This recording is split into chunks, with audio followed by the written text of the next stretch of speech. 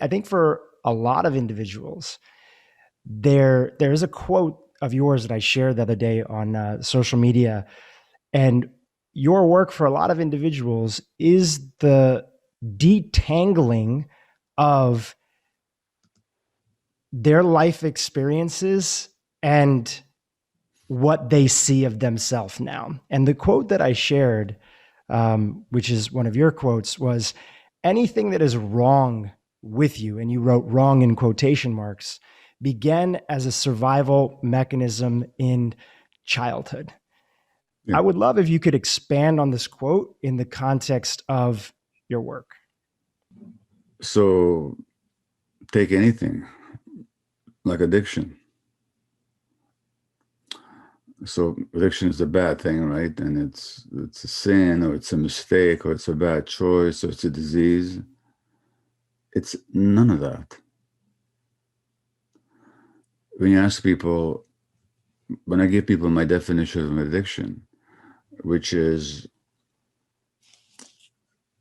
a process that's manifested in any behavior that a person finds temporary relief or pleasure in, and therefore craves, suffers negative consequences in the long term, but doesn't give up despite negative consequences. So it's craving relief, pleasure in the short term, negative consequence long term, inability or refusal to give it up. That's what an addiction is. Drugs, sex, gambling, eating, I don't care what. So Drew, I don't know how personally you wish to be here, but can I ask you, according to that definition, have you ever had an addictive pattern in your life? Absolutely. Okay, and I'm not going to ask what, and I don't care, or for how long. I'm going to ask you this question. Not what was wrong with the addiction, but what was right about it? What did it do for you in the short term? What did it give you that you needed or wanted at that time? And I'm happy to be open. I've never had in what people might consider a traditional Yeah. addiction look through the Western lens of substance, but in looking it through your lens, I absolutely have. And that was the seeking and the needing of approval of other people and the severe sort of drive to people please people. And to answer your question, what did I get in return?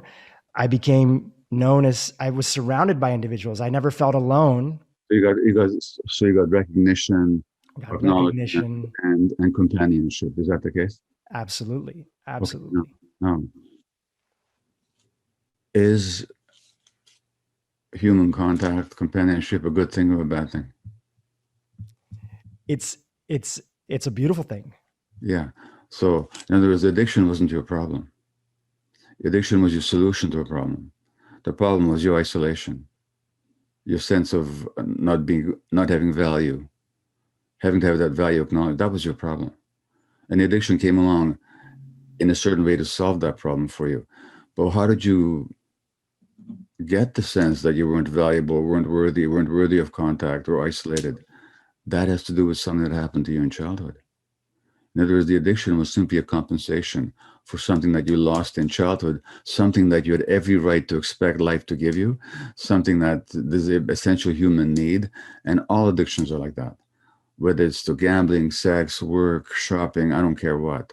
They always give you something that you lost. So addiction is really a compensation for something lost in childhood. As to the people pleasing, well, at a certain point, there was a time in your life when your life depended on pleasing people. Absolutely. I know it very clearly. Okay, well, is that a good thing or a bad thing? It's a compensation right now. It shouldn't have had to. You would have, ideally, life would have given you the circumstances where you accepted and valued for exactly who you were as a young child. That's a need of ours. When we don't get that, we become people pleasers. And let me tell you, I've written a book called When the Body Says No, and it's all about how these people, these chronic people pleasers who suppress themselves to please others, that's the source of so much physical illness. Because that pleasing of others and suppressing your own needs to please others actually undermines your immune system. I'm talking science here. So that I'm saying so many diseases or so many afflictions, so many mental health conditions originate as compensations for what's lost in childhood. Take something like depression. and I'm going to finish my illustrating my point with this. What what does it mean to depress something? Just Literally, physically, what does it mean? you got to push down to suppress it. Exactly right. Any idea what people push down in depression? Feelings, their Exactly. true essence. Right. Now, why would a human being push down their feelings? I think about it to probably survive the moment, right? To Exactly. avoid conflict. Avoid conflict, avoid the pain. So when a child is not allowed to have their emotions and is not held with their emotions, or is not allowed to express anger, they learn for the sake of staying in relationship with their caregivers to push these things down. And then 30 years later, they're diagnosed with this illness, so-called illness called depression. It all began as a compensation. So I hope I've illustrated my point. Absolutely. And which brings to my next point that I wanted to bring up with that is that you always ask the question, which is it's not about the addiction, but why the pain. Yeah. Not why the addiction, but why the pain. And I think that is a central question that we can, if we just look outside in this world, we can see that that question is not being asked when it comes to thinking about either traditional quote unquote addictions. For those listening, I'm putting that in quotes because there's so much more of a broad band of addictions, but even all the other things that we don't see as traditional addictions that truly are. Well, exactly. And this is called the Broken Brain Podcast. Well, then you get depressed because you've been pushing down your feelings, or you compensate for your pain by getting addicted to heroin, or you compensate for your lack of value by becoming a workaholic, or you compensate for your sense of not being wanted by becoming a habitual sexaholic. And then they tell you there's something wrong with your brain. There's a brain disease going on. No, these are all compensations. And yes, they affect the brain, but it's not an illness that started in the brain. It's how your brain responded to life circumstances, to the pain of life. And the brain is actually shaped by life experience. So really, it's people's experience we have to look at. Why the pain? And that's the question, not only in addiction, although it certainly applies there, but in so many human conditions. Even physical conditions. We've had so many different experts in integrative and functional medicine and leading researchers in cancer. And now the new view on cancer is that cancer is not this thing that attacks the body, but it actually is a survival mechanism, are healthy cells that are trying to survive a diseased, a diseased environment that they're being placed in. So really, the idea that so much of we think of what is wrong with us, physical ailments, personality traits, compensations, addictions, are, as you said, survival mechanisms. It's action, reaction. When we understand that, we're left with the truth of now we can actually move forward. Well, let's see, what would I say about cancer? So lots of studies. I'm just writing a new book, so I just reviewed the vast literature on this. So women who've got symptoms of post-traumatic stress disorder have double the risk of ovarian cancer. Children who are abused in general have a higher risk of inflammatory diseases, autoimmune diseases, and cancer. And I could go on and on and on and on. The cancer, I wouldn't say directly is a survival mechanism, but it's a product of the body's response to lifelong stress and trauma. And for example, we talk about people pleasing, and a lot of people who develop cancer have got this tendency to suppress their feelings. That suppression of feelings also suppresses the immune system because the immune system is not separated from your emotional system. It's all one system. So then you get cancer because your immunity has been diminished. Now, What does the cancer do? Well, the cancer threatens your life. It really does. I mean, physically, it really threatens your life. And of course, often it takes your life, which is true. But what's also true is that for a lot of people that I've talked with, the cancer functions as a wake up call and says, boy, you have not been paying attention, have you? You've not been paying attention to your own needs. You've not been paying attention to who you really are. So, in that certain sense, no, I don't recommend this way of learning. I don't recommend cancer to anybody. But once it shows up, I've known so many people who to whom it's been a teaching experience. In a real sense, it was a cause of rebirth of their true selves. And this has been studied. I'm not just talking airy fairy stuff here. This has been studied. And if you look at, there's a couple of books I could mention. In fact, you might want to have these people on your podcast. One of them is called Cured by Dr. Jeffrey Rediger, who's a physician and psychiatrist at Harvard. And Cured is his book where they looked at people with so-called spontaneous remissions, people who, despite the failure of medical treatment or despite the fact that they refuse medical treatment and they're supposed to die, instead their cancer goes away.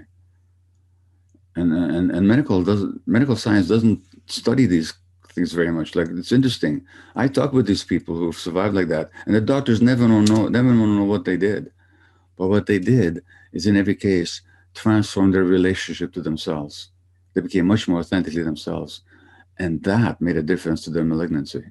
Now, I'm not talking about panaceas or cure-alls. I'm just saying that when the healing happens, it has to do with a deep connection to yourself that was cut off when you were small. The cancer woke you up and you reconnected to yourself. And I've seen this in autoimmune disease, in multiple sclerosis, even in ALS, which is said to be universally terminal, but there are actually people who survived it and who've even recovered from it. And in every case, it has to do with the transformation of the relationship to themselves. And Rediger is not the only one to have studied this. Other people have as well, and they published the same kind of findings. And in my own personal research, how authentically people are able to be themselves instead of identifying with all those mechanisms that you identified in yourself, the people pleasing and all that. How they're just going to be themselves. That has a huge impact on their health. And illness, again, not that I recommend it, very often comes along and says, friend, wake up. Wake up. The life you've been living is not your life. For you, you didn't have an illness. I don't think so from the work that I've read about you, but you had these addictions and this pain that was there. You've been very vocal about, shopping, workaholism, some challenges that were there in the relationship, how your kids really felt that maybe they couldn't approach you because anger or rage feelings inside. What do you think at that time in your life, and you feel free to give context for our listeners who don't know your story, what do you think that you were suppressing that was allowing these manifestations to express themselves? Well, so knock on wood, I've not had significant physical illness, although I've had back surgery. That's always interesting, but I've not had significant illness. I've had a few close calls, kidney stones, which at a high stress time of my life, and so on. But I've had significant depression, and of course, I've been living with ADHD.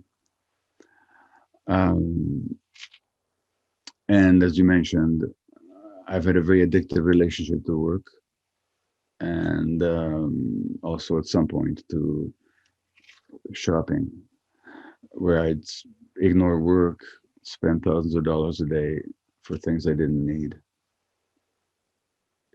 and things I didn't even enjoy. Not that I didn't enjoy. I was shopping for classical music. I enjoy the classical music, but I didn't have time to enjoy it because I was too busy working and too busy shopping for more music to actually sit down and appreciate what I already had. So it's pure addiction. And I lied and I cheated and ignored work and ignored family to pursue the addictive drive. So I've had all that. Um, I recently read a family history written by a deceased cousin of mine who was 11 years older than I was. And I'm not going to go into the whole story now, but she and her family looked after me for a month when I was a year old. And my mother had to give me up because she couldn't guarantee that she would live another day, let alone that I would. So she gave me to a stranger in the street and said, please take this kid, 1 year old. This is wartime Hungary, to these relatives who are in hiding, let them look after him. And so this cousin of mine and her family looked after me under terrible conditions. And she said, I just read this 5 days ago. I had never read her, interestingly enough, I never read this before. But she said that my big black eyes, she talked with me, were filled with fear. And the only thing she could see on my face was fear. This is the 1 year old.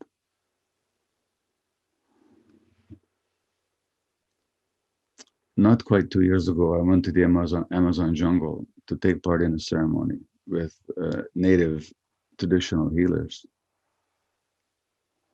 And those people, those people knew nothing about me. They didn't know my history as a Jewish infant under the Nazis. They knew nothing. They didn't know. They know I've written books. They didn't know I'm an international speaker. None of that. They just knew that I came to lead a retreat for other doctors and healers. And they did one ceremony and they said, you can't lead anybody. You got to heal yourself. And they said, when you were very small, you had a big scare and you still haven't got over it. Wow. No, they spoke no English. They just read me in ceremony. So I've been carrying a big scare all my life and everything else that goes on with it. I would love to ask you a question about that, which is, how do you see the duality of their message? Them saying in the best way that it was translated to you, because you guys didn't speak, the same language, you can't lead anybody. And here you are, a wounded soul like all of us, who is still leading as best as they can through the vulnerability. So how did you receive the duality of their message? Well, first of all, it's contextual. I just arrived in the jungle from a very fatiguing speaking trip. And I'd taken on a lot of stress of a lot of other people. They saw that in me as well. They said, you've been taking on the stress of a lot of other people and you haven't cleared it out of yourself. But that's the thing in the West. We can split our minds from our bodies in a certain sense. And I can be on stage and I can be very effective and very articulate and I think very insightful. And people find my work inspiring and helpful, informative. But this is a healing retreat. And they said, for us to work with you, you need to be much clearer than you are. So it's not that I can't do this stuff. I can do this stuff. But in that context where full healing is required, and working with that sacred plant, they needed me to be really clear. And they said, you're not. So, yeah. And speaking of Eckhart Tolle, by the way, he said somewhere, it might be in the New Earth, or it might be in the Power of Now, I forget where, that some people can manifest being, their essence, when they're working, but not elsewhere, so that there can be this split. Because I can channel some really good stuff when I'm on and I'm present. But I'm not always like that. And they found me in a moment when I wasn't like that. They found me in a moment when I was stressed and I quickly identified the deep sources of that. So Yeah, I can do the work. I've been able to do it. But at the same time, be confused and scared myself on deep levels. And to me, that feels like one of the most beautiful reminders for everyone, because we all have our micro versions or our macro versions of that. Everybody here listening to this podcast today is doing the best they can. You know, I'm in California, I live in Los Angeles. I don't have kids, but many of my friends do. There are days where you are so loving to your kids that, my friends tell me, and I can imagine, I have nephews and nieces. And there's days where you've just been around your kids 24/7. They're not in schools. They're stressed. You're stressed. And you have a moment as a parent.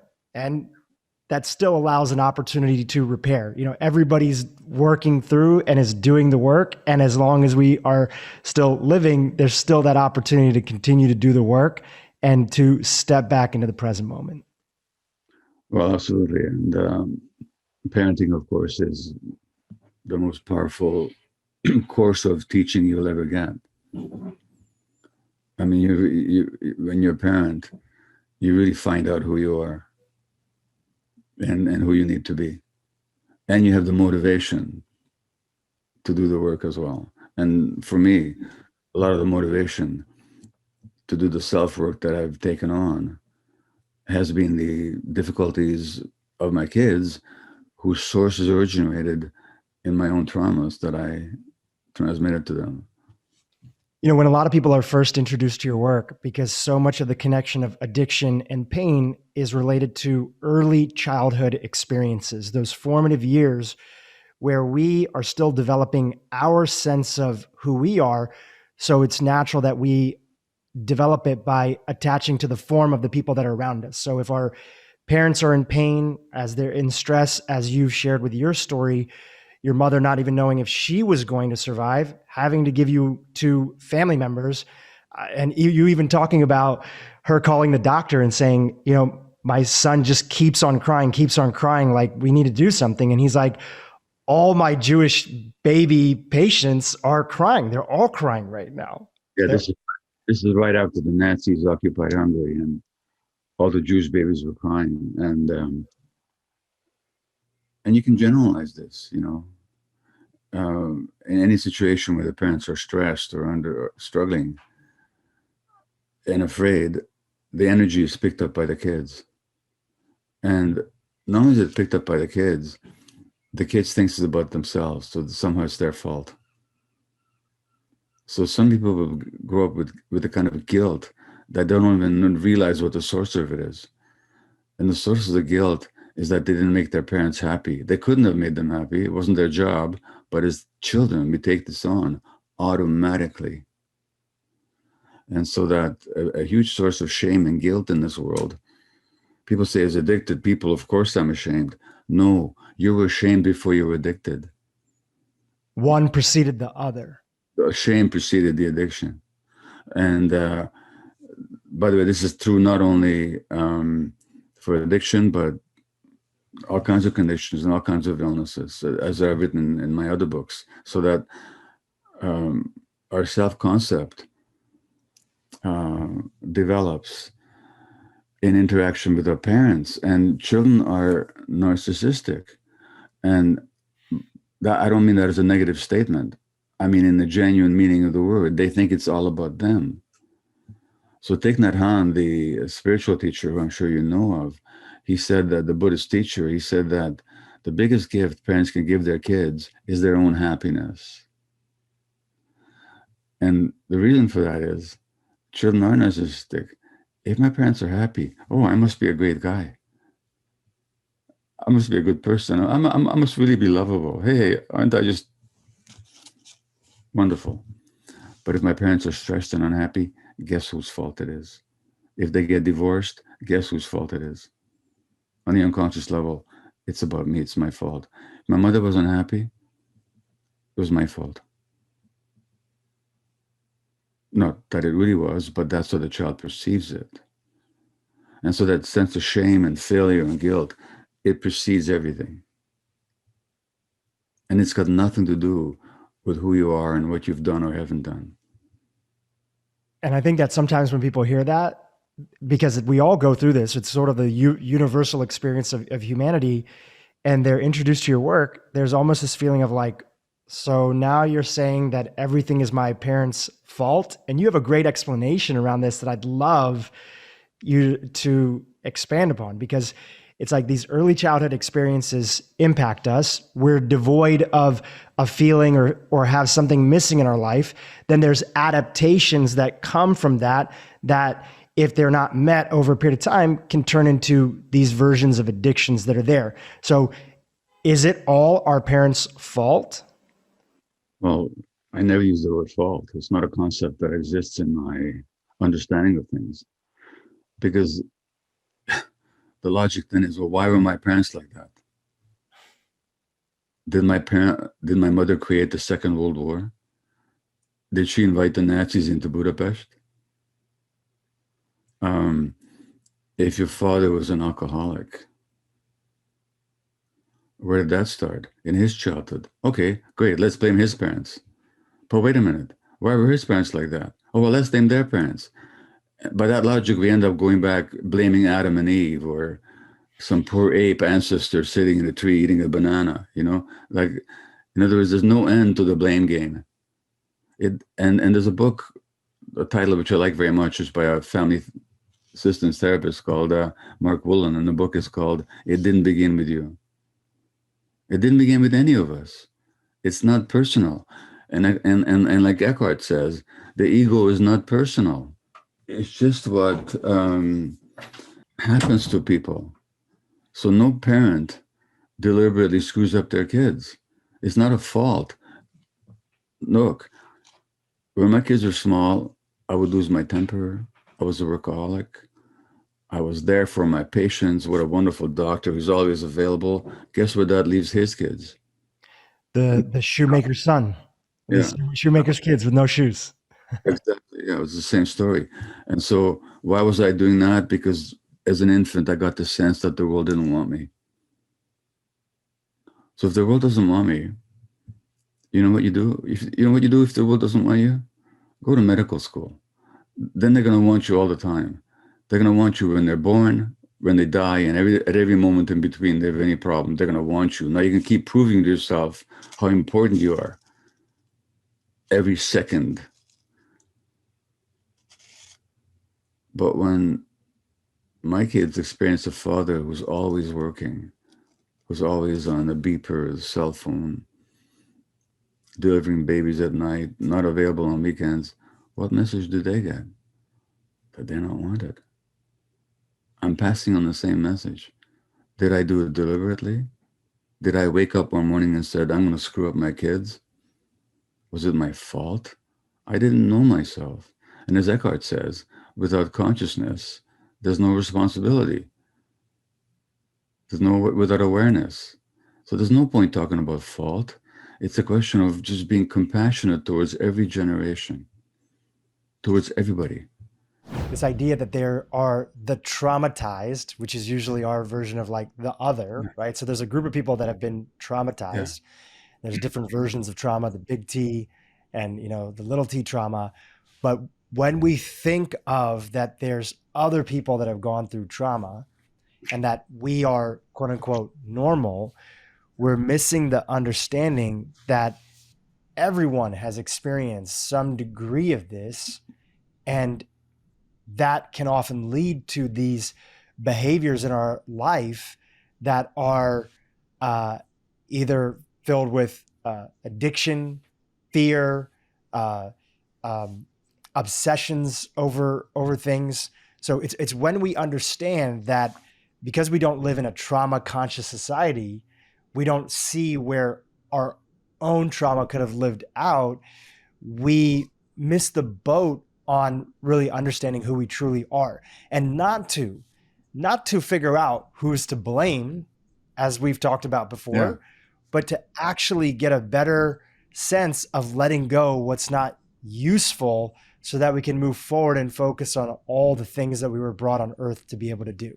Yes. So it's a question of how we understand trauma. And most people naturally, when they think of trauma, they think of catastrophic events like a war, no question. that children in Ukraine right now are being traumatized. No question that children in Gaza are traumatized whenever they get bombed by the Israeli Air Force. No question that children living in poverty under conditions of racism are being traumatized on a regular basis. Um, but to think of trauma only as catastrophe is, well, it's understandable. It's inaccurate. So the word trauma itself comes from a Greek word for wound. So trauma is a wound, and people can be wounded in many, many ways, and to different degrees. But the point is that the degree to which we're wounded, those wounds are going to be affecting how we live, how we think, how we handle ourselves, how we relate to others, how we relate to the world. So these childhood traumas, and in our society, they're very common. Now, there's the catastrophic kind, like physical or sexual or emotional abuse or severe neglect, the death of a parent, violence in a family. Those are significantly traumatic events. But you can also hurt kids, wound kids, just by not meeting their needs for being held, for being seen, for being understood, for being accepted, for being celebrated for who they are. These are needs of the child. We can hurt children by forbidding their expression of emotion. A lot of parents are told if your kid is angry, give them a timeout, which means anger is not, if you're angry, you're not acceptable to me. Now you're forcing the child to make a decision. Do I stay in a relationship with my parent, or do I express what I feel? Because if I express what I feel, I'm going to be banished. Well, guess what decision most kids will make? Not that it's a conscious decision.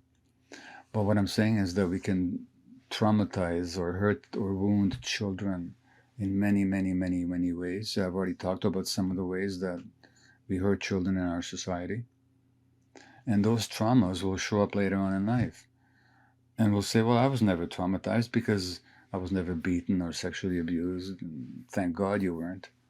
But that doesn't mean you weren't wounded. And it doesn't mean that your wounds aren't showing up. And it doesn't mean that if you understood those wounds and you dealt with them and you healed them, you couldn't have a more satisfying and meaningful and more connected life. And just to be clear, every parent will wound their child, and every child that grows up to be a parent one day, if that's part of their path, will wound their own children. So part of this is that there is a degree of just the human experience Well, that wounds will it's not exist. just the human experience, and it's the human experience in certain conditions, because again, we were not meant to be parented in isolated nuclear families with stressed parents who are absent most of the day and who are having to worry about making a living and whose relationships may be in shambles. That's not how we evolved. How we evolved for millions of years was in small communities with the nurturing environment holding each child. That's how we evolved. So it's not necessarily part of the human condition to be traumatized. It's the it's been part of the human condition for many, many thousands of years. That's true. And this society didn't invent trauma. But then no society has known as much disconnection as this society knows. So in some ways, we've sophisticated our traumatization of children. But you're right. In this society, there are very few children who don't get wounded. And you're also right. It's not a question of blaming parents. Parents do their best. They love their kids. I love my kids. Did I pass my trauma on to them? Yes, I did. In fact, I wrote this book with one of my sons, and thank God, because I would not have been able to do this one on my own. And even writing the book, we had to work through our stuff, you know?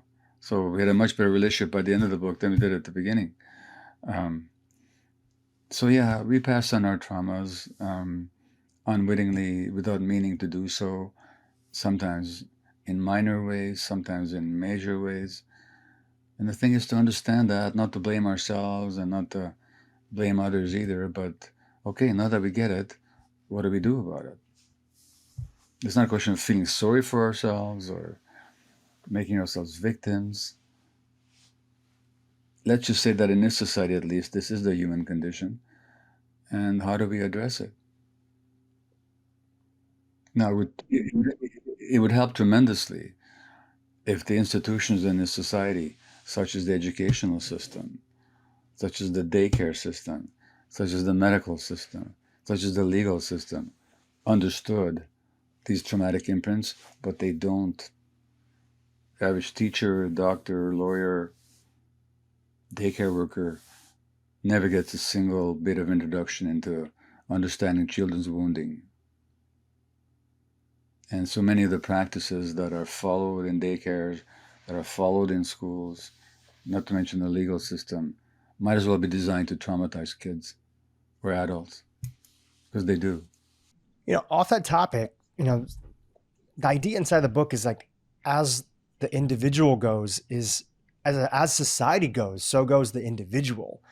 And one of the things that you have talked about in the past is that you say, ask not what is wrong with an addiction, but what is right about it. What benefit is the person deriving from their habit?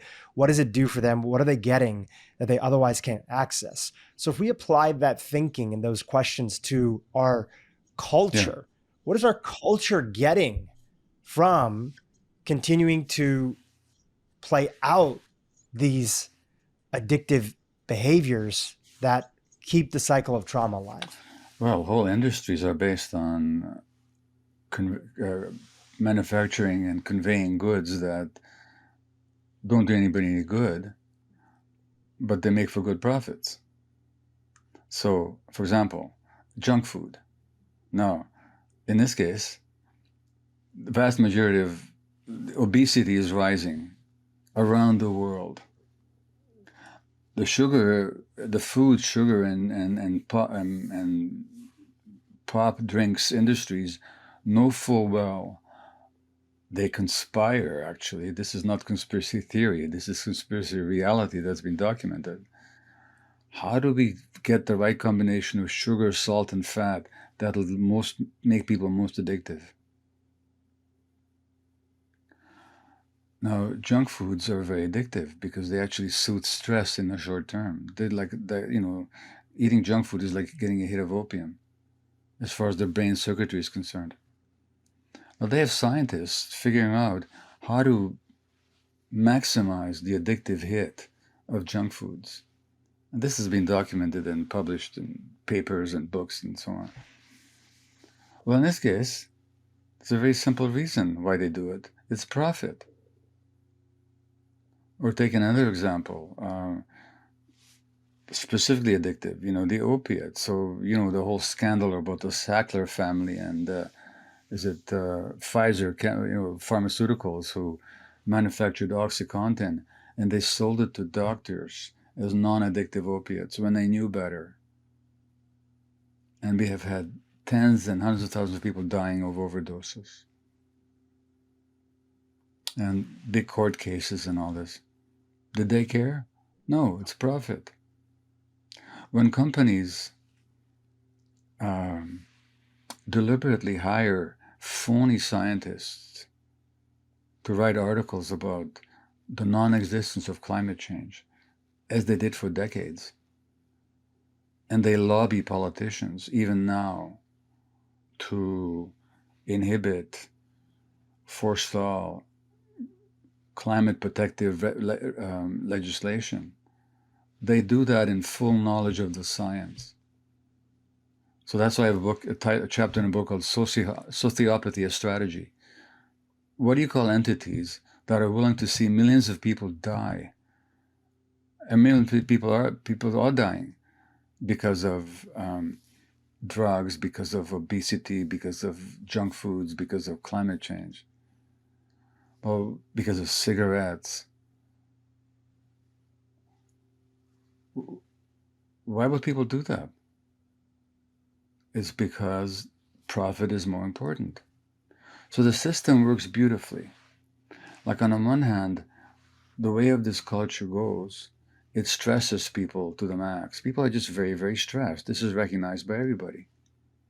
The more stressed people are, the more they want soothing.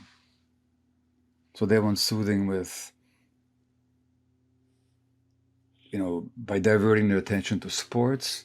The average person can tell you a lot more about the quarterbacking strategy of the New England Patriots than they could tell you about the war in Afghanistan. where hundreds of thousands of people died, including thousands of Americans. So there's all this culture to divert us from paying attention to what's important. There's all these products that prey on our stressed lives to give us temporary stress relief. So consumer goods and foods, entertainment becomes addictive because precisely they're diverting us from our stress.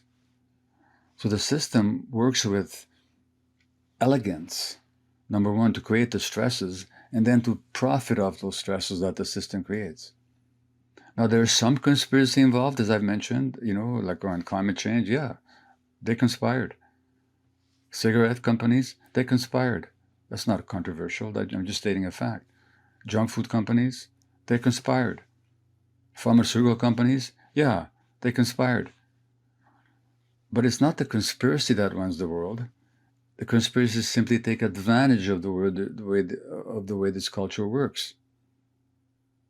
So there's a beautiful elegance to it. As I said, on the one hand, we live in a society that by its very nature stresses people from in utero onwards, and then creates industries that are based on trying to take advantage of those stresses. So it's a self-generating system, is what I'm saying. And then, of course, these same companies will hire politicians that will enact policies that will protect their interests. Now, that's not disputable. It's just demonstrated fact. So the system works on every level to maintain itself, like any system does. So we're not looking for villains here, not that there aren't any, but we're not looking for them. What we're looking to understand is the nature of the system itself. And I think it's so good to talk about the nature of that system because, as goes society, also there's those parallels that happen in the individual as well. And when we find and we see a system that's out of whack, it's easy to see the dysfunction in that. It's harder for individuals to see the dysfunction themselves, but both are super key, right? Both are super key because they're both part of the solution. I would love to return back to you talking about your son and you and him working on this book together. How did some of those early experiences that you had, where you were talking about your mom and the circumstances that she was trying to raise you in and the trauma that that created, what adaptations did those create in your life? And would you feel comfortable sharing about how maybe some of those one or two adaptations that you were bringing in impacted your relationship with your son? Sure. Well, actually, my son Daniel, with whom I wrote this book, the next book we're going to write together, co-write it, is going to be called Hello Again, a fresh start for adult children and their parents. And that's actually a workshop that we do together, including we'll be doing it at Omega in New York and at the end of October. So we've had a lot of stuff to work through. And he's 46 now. So for one thing, because I was hurt so early, one of the adaptations you make emotionally when you're being hurt is you shut down your heart so you won't be so hurt. When you shut down your heart, it means that when you see somebody else suffer, you're not as open to them as you might be. So I was capable of being very harsh with my son, with all my children. Not because I didn't love them, but because my heart wasn't as open as it needed to have been. And that shutdown of the heart was a protective device on my part as a small child. Not that I knew that. That's one way it showed up. The other way it showed up, of course, is that when we get married or we form a relationship, a significant relationship, we always do so with somebody else at the same level of trauma that we're at. Might not have taken the same form, but it's at the same level. That means that when I was 25 and my wife was 21, and we've been married 53 and a half years now, we were two young people at the same level of trauma. And it took a lot of growing up to work through those traumas. And our children grew up in a war zone, you might say. And my son Daniel talks in his book about how the floor was not the floor. Like he never knew when things would just collapse, emotionally speaking. So it was a volatile environment. Plus, the message that I got from the world is that the world didn't want me because my mother gave me away, didn't she? Well, if the world doesn't want you, then you have to compensate for it. So if you want to compensate for not being wanted, make yourself needed. Now, if you want to make yourself needed, go to medical school. Now they're going to need you all the time. When they're being born, when they're dying, and at every moment in between. Very addictive. Because you don't love yourself. You have to keep proving to yourself that you're lovable and you're being wanted, which means that it's never enough. So I was a workaholic doctor, which means I was very comfortable being on call on the weekends, day and night, delivering babies, looking after dying people, the beeper going all the time, going to the emergency ward. What message do my kids get? The daddy's not available because they're not wanted. I love my kids. I didn't know about these dynamics, but what message did I give them? Same one that I got. So my son and I and my children and I have had a lot to work through. You know, even as an adult and a leading figure in the space with this level of awareness that you have, is it not fair to say that even with the best intentions and even with the best awareness, that there will still be times that you contribute to the wounds of other people?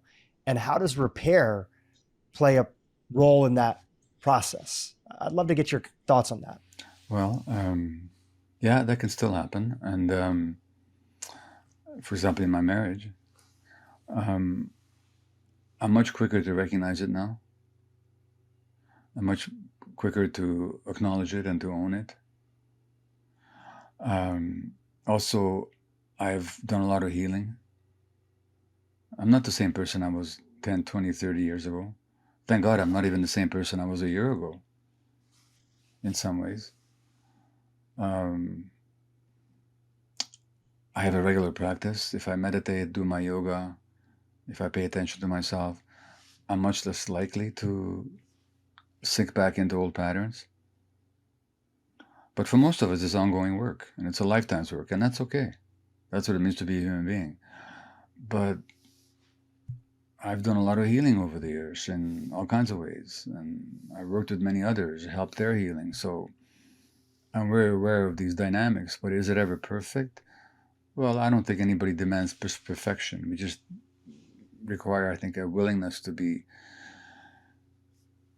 reflect on ourselves, to examine ourselves, to keep looking at how we're showing up in the world. But when you think about it, it's basically the moral inventory that they teach in the 12 steps. You just look at yourself. How are you behaving? How are you showing up? What is the impact of how you speak and how you act on other people? What is the impact on yourself? What is driving that behavior? What are those patterns? Where did they come from? What can you do to change them? I think these are key questions that people who want to heal and be kind to themselves and to others need to ask themselves. The reason that I ask is that even many of us who do the work, and as you mentioned, the work is ongoing, and you have a beautiful story inside of your book where you talk about how you had just landed back in Vancouver, and I think you were waiting for your wife to pick you up at the airport, and she had texted you, I haven't left yet, and there was agitation that developed inside of you, and you were kind of running a story. You were running a story in your head and playing out a pattern that led to silent treatment, if I can remember correctly. That's correct. Yeah, that's what you're talking about in the book. That opens the very first chapter of the book, and so I arrived back from the speaking trip, and she is supposed to pick me up at the airport. And when I land, I get a text saying, "I haven't left home yet. Do you still want me to come?" And I go into a rage, and I take a taxi home, and I'm barely even looking at her. I'm just withdrawn. Well, for God's sakes, at age 72, you think I could handle my wife forgetting to leave home on time? So what? It took me 15 minutes to get home by taxi. But it's an imprint of being abandoned by my mother that showed up. So that imprint of the woman on whom I'm relying is not being there for me. And all the pain and anger and with defensive withdrawal that it triggered, that's what showed up. And that's what I mean, that until we deal with it, these early imprints can run our lives, or at least show up in our lives with uncomfortable frequency. And one of the things that, when why I brought up that story, one of the things that I took away from that story is then you go on to talk about how your wife wasn't having any of it and kind of like checked you a little bit and was like, look, get over your stuff. It's time to move on or whatever, right? There was a little bit of that. And part of the messaging that I got from that is the beauty of, again, we're going to mess up. Things are going to happen, even with level of awareness. Even sometimes if we teach these things, and I'm pointing at myself because I interview experts on this, I write about these different topics that are there. And what we can do in our own lives, in our own world, is we can begin to implement a trauma conscious society, which is where the book talks about at the end. Yes, we can talk about and say how we want to implement it for the greater world. And yes, we do want to do that. And we want to work towards that in our respective fields to do that. And the way that we get started is actually doing it with our own household as a part of that. Is that if you have a partner, you have a kid, you have somebody around you, what are some tips that you have of creating a trauma conscious society within your own little household? What does that look like? Well, so just as you say, my wife said to me, knock it off already after 24 hours of silent treatment. And, but she won't say that anymore. She expects not to be that way in the first place. She expects me to take responsibility when I find that arising in me, not to go there. And I don't want to be that. Do I want to keep showing up? I'm in my 70s. My late 70s actually. Do I want to keep showing up as a little baby for the rest of my life? I don't. It's not a great place to be in. By the way, what I do point out in one of the chapters is that the reason women have so much more anxiety and depression and autoimmune disease, 80% of autoimmune disease happens to women. I think because they take on the stresses of their men and they play the mothers to their big babies at the risk of suppressing themselves. And my wife doesn't want to do that anymore. Bless her soul. So what are some of the tips? Well, the first thing is just to recognize it. To recognize that when I'm in an intense emotional state, it's never about the present. Virtually never about the present. There's some traumatic imprint showing up.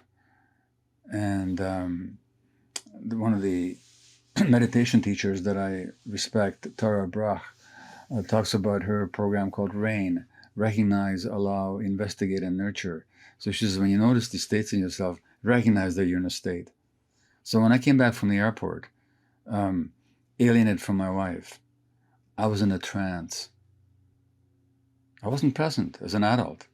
I was in a trance. So when you're in that intense state, recognize it. That's a huge step forward. Rather than saying, it's all your fault that I'm this way. I'm in this state. Recognize it. Okay, let me experience it. Let me allow that. Let me just accept that it is. That's how it is for me right now. But then let's investigate it. What is it really all about? And then nurture that part of yourself that felt so hurt. I can do that. You can do it. Most people can do it with proper training and support. So it's the recognition that's so important. In the book, I think I have 8 or 9 chapters on healing, in each of which I point to different aspects of healing, of the essentials of seeking to be authentic with ourselves, to experience our genuine emotions, to recognize when our body's sending us signals, because our body's sending us signals all the time. And when we don't listen, it's going to keep us sending us stronger signals. And one of the strongest signals that people get is disease. So there's a chapter called Disease as Teacher, where I actually talk about people who have significant illnesses, sometimes life-threatening, but who took this disease not just as an unfortunate calamity, but as a wake-up call. How have I been abandoning myself? How have I been stressing myself? What's been my life pattern? How can I be different? So the disease you can actually learn from our misfortunes that way. We can learn that when we have depression or anxiety or an addiction or a chronic physical health condition, maybe there's a message there that we could pay attention to. Not that I would wish that on anybody, I wouldn't. The chapter is called The Dreadful Gift, Disease's Teacher. But Drew, I've talked to so many people who are grateful for their illnesses, for what they learned from them, even at great cost to themselves. There are spiritual practices, of course. There are meditational practices. There are ways of working with some of our worst enemies, the self-loathing and the guilt and the self-rejection, the shame. There are positive ways of working with all that. And I talk about them in various chapters. So there's many, many ways of working. The first and the primary condition is that we recognize that we have an issue, recognize that when that shows up, and rather than just acting it out and indulging in it, finding creative ways of working with it.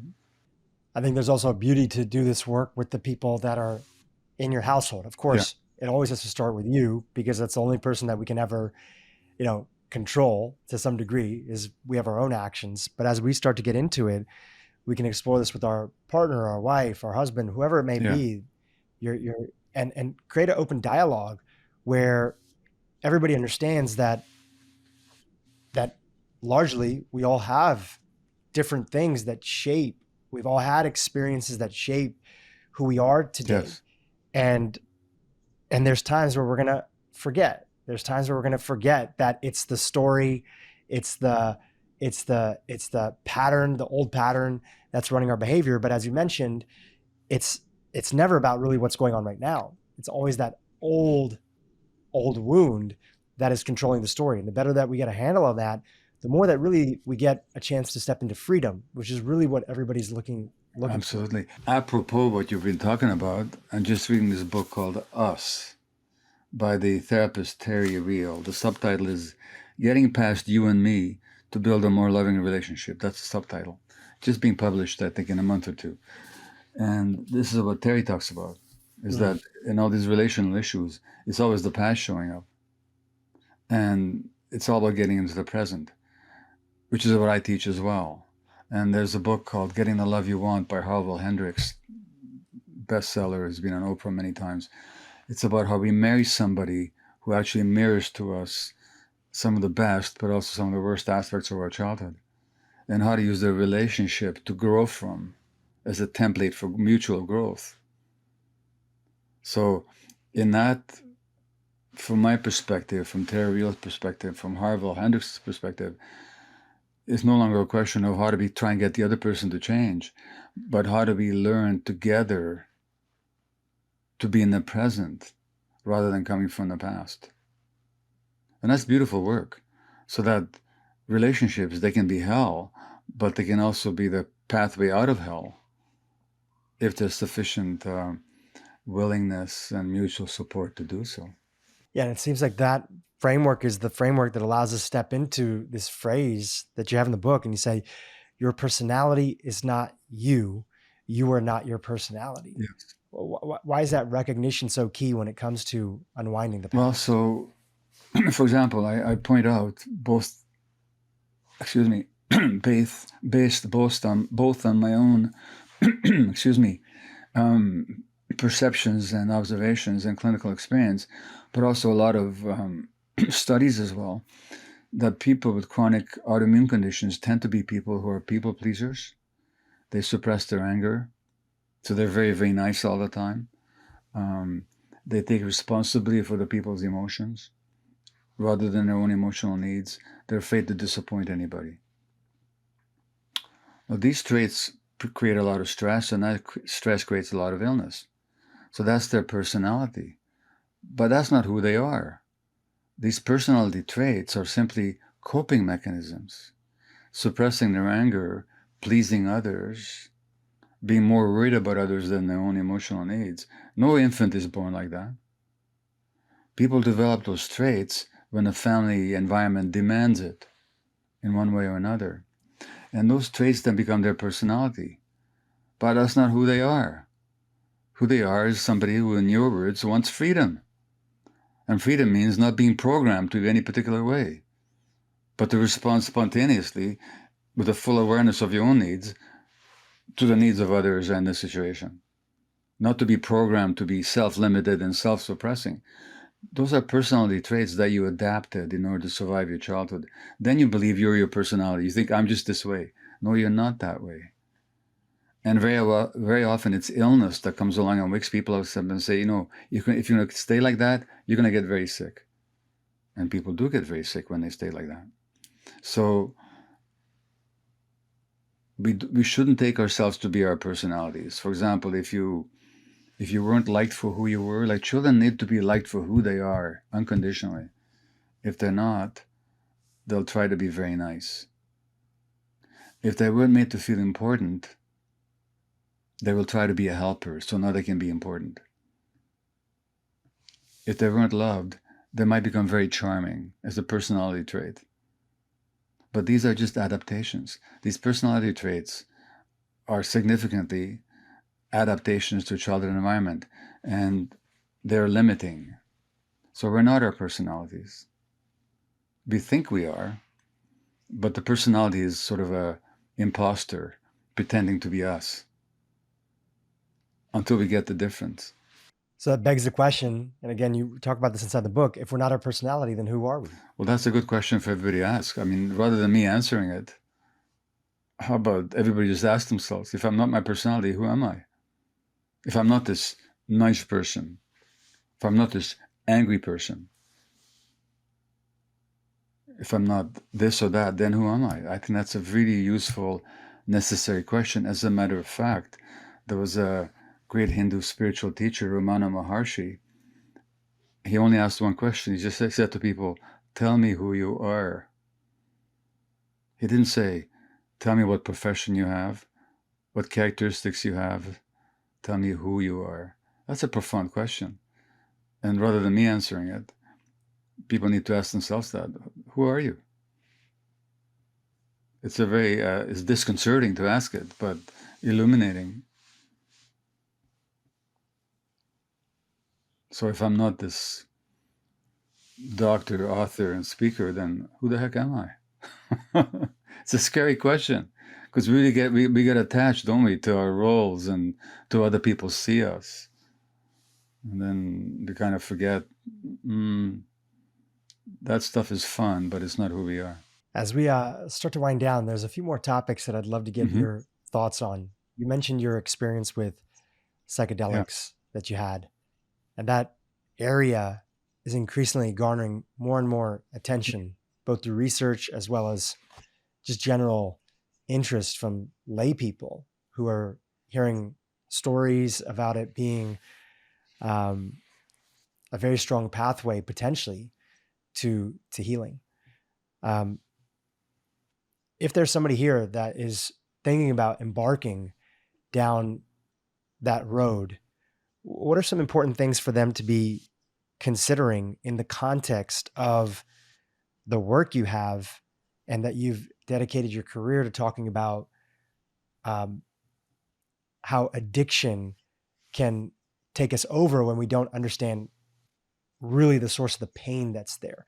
How much sort of introspection, how much self-work, etc., should we think about having gone through before we pursue that path, if any? Well, so in the book, as you know, I have a chapter on psychedelic healing. Now, I have, I think, 8 or 9 chapters on healing, 8, I think. One of them is on psychedelic healing. So by no means am I a psychedelic evangelist. I don't think psychedelics are going to save the world, but I think they can be very useful for a lot of people, and not just in addictions. I mean, I tell stories in the book of people healing from significant medical illness with the help of psychedelics, by getting to know themselves, by transforming their relationship to themselves. That changes their physiology, that allows them to overcome their illness. In some cases, in one case, very dramatically, a nearly terminal illness. So, but psychedelics can do that. They can penetrate below the surface level, and they can really get at our unconscious stuff, where our trauma is, and also where some of our best qualities are.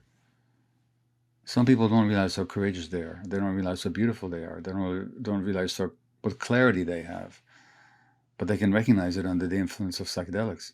They also don't know how hurt they are, how much pain they carry, how much fear they have. That can all show up in a psychedelic experience. So I would say that they can be useful in almost any chronic condition. And I give some examples of that in the book. Again, there are no panacea. There are books exclusively devoted to psychedelics, such as Michael Pollan's How to Change Your Mind. And I interviewed Michael for the book, for my book. Um, a lot of research has been done on it. There's been increasing clinical experience with them. They're no panacea. They're not for everybody. And practically speaking, they will not be available for most people in any kind of affordable way in the reasonable future. They just won't be. But that doesn't mean that there aren't some lessons to be learned, that they couldn't be powerful allies in healing for a lot of people. And I wish they were much more readily available, not to buy in the stores, not for people to use them indiscriminately on their own, but in the proper setting with the proper support, with the adept guidance. They could literally be transformative for so many people. Uh, Part of the problem is that, again, our culture is so suspicious of anything that goes beyond its limited perspective. It's going to be a while before that's going to happen in a big way. But I've already seen enough and experienced enough personally to know how powerful they can be. Fault is only comes into it if I consciously know something, I'm totally aware of it, and I quite deliberately, for selfish reasons, go against what I know to be true. That's very rare. That's actually very rare. Now, there's also a difference between fault and responsibility. Yes, it's my responsibility how I lived my life. I did it. I mean, I did it out of certain patternings. It wasn't my fault. But who's going to respond to all that if I'm not me? Who's responsible if it's not me? So taking responsibility means that once I realize something, I do what I can to clean it up. That's how you take responsibility. But that's got nothing to do with fault. It's nothing to do with, not that I haven't blamed myself. Believe me, I have. I mean, you have to really learn not to blame yourself. But responsibility and blame are two different things. And I just, for me, blame just doesn't work. In fact, Hafiz, a Sufi poet, wrote, was it 800 years ago now, how blame is such a sad game. It is, because we're left being a victim in the truest sense of it. There's nothing we can do about the situation. Connect for me here while we still have a little bit of time. Connect for me here what you perceive to be, the experiences that you went through as a child, and how that mapped out to these addictive patterns. Like, what actually is taking place in the brain and in the body to create a connection between those two? Okay, so if you look at the addicted brain, there's a number of circuits that just don't work very well. One of them is the endorphin circuitry. Endorphins are our internal opiates. We have our internal opiates. We have receptors for opiates. That's why the heroin works, just because we have receptors. But why do we have receptors? Because we have our own substances internal to ourselves that look very similar to heroin. So we have endorphin receptors. So we have an endorphin system in our brain. What do the endorphins do? They provide pain relief, physical and emotional pain relief, which is necessary for life. They give us a sense of pleasure and reward, joy, elation, and they connect us to other people. So then endorphins are one of the attachment chemicals, along with oxytocin, that keeps us connected to people that we have to stay close to. Why? To survive. So infants have to attach and connect with their parents, and the parents have to connect and attach to the infants. Otherwise, there's no infant survival. given the helplessness of the human infant. So we have these brain chemicals that help to modulate our attachments. So we have to have brain circuitry.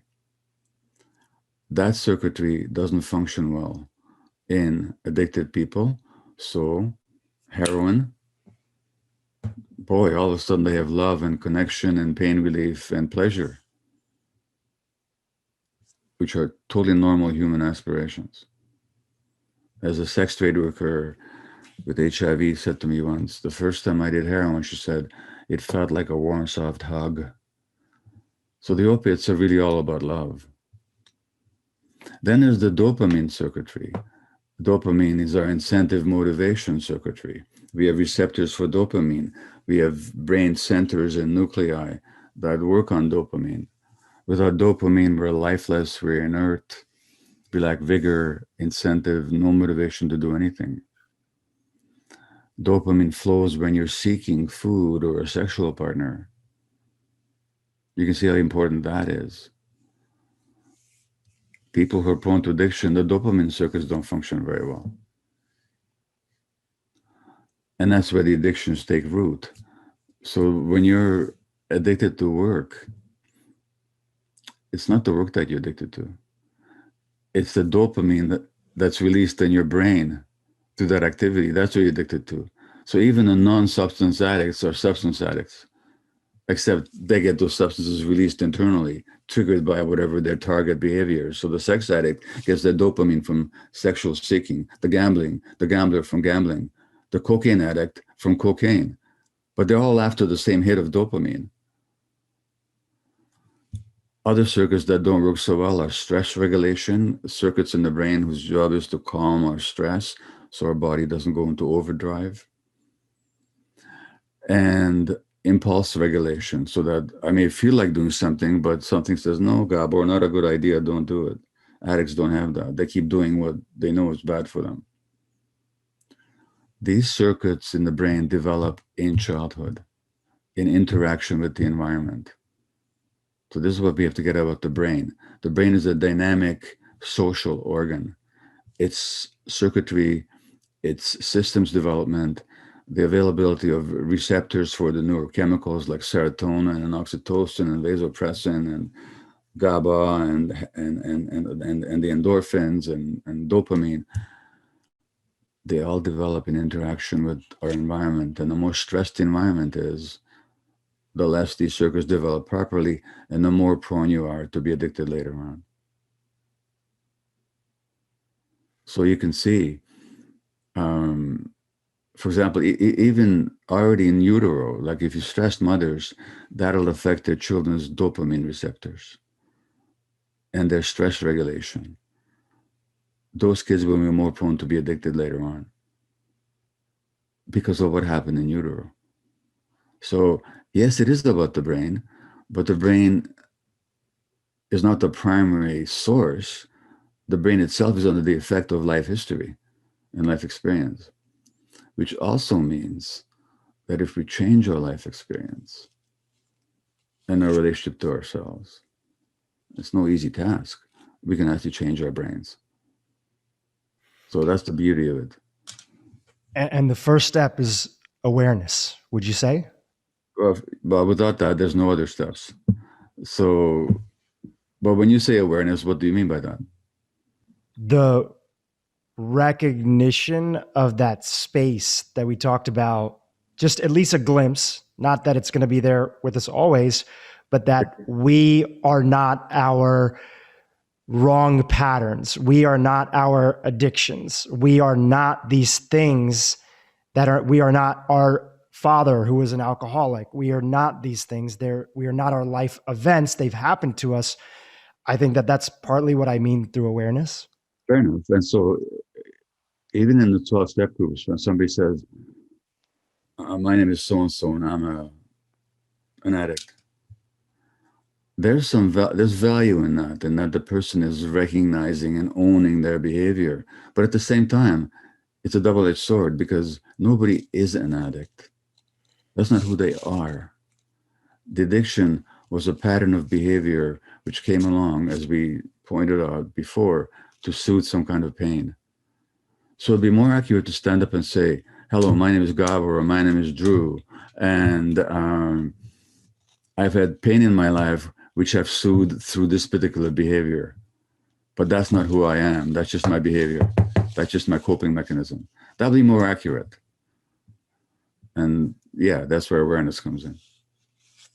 So once awareness, the next component, which a big part of awareness is getting connected to, there was pain first. And that pain created the void to go with lack of awareness or with unconsciousness to go find things to put into that void. So is the next component to begin to unravel the pain?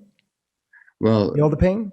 There's no one size fits all. But for me, if we don't go there, if we simply focus on the behaviors, you're a drinker and you want to stop drinking, well, that's good. But very often that hasn't dealt with the fundamental addiction process in your brain. You've just stopped a certain behavior. And very often people that stop one behavior, they go into another.